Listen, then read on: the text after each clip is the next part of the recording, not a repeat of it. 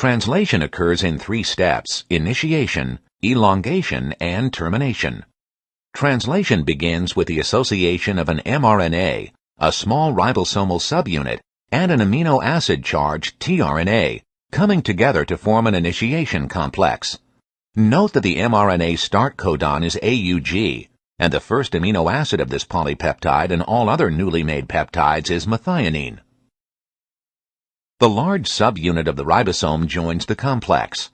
The ribosome contains 3 sites for tRNAs. The A, or amino acid site, accepts new tRNAs bearing amino acids.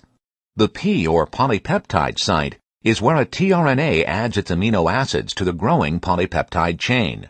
The E, or exit site, is where the tRNA resides before exiting the ribosome. The ribosome now enters the elongation phase of translation. A tRNA with an anticodon complementary to the next codon of the mRNA enters the A site of the large subunit. The large subunit catalyzes 2 reactions.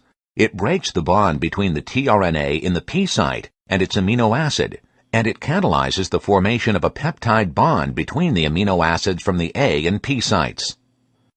After peptide linkage, the empty P site tRNA shifts to the E site on the ribosome as the ribosome translocates the length of one codon, releasing the empty tRNA. The second tRNA, now bearing a dipeptide, is in the P site.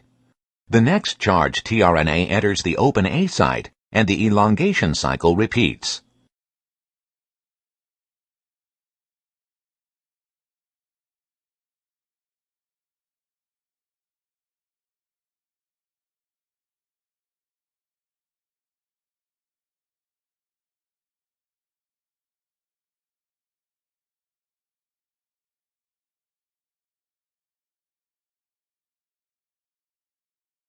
Translation is terminated when a stop codon, in this case UAA, enters the A site. Stop codons do not encode amino acids or bind tRNA molecules. Rather, they bind a protein release factor, which allows hydrolysis of the bond between the polypeptide chain and the tRNA in the P site. The various components of translation then dissociate from each other.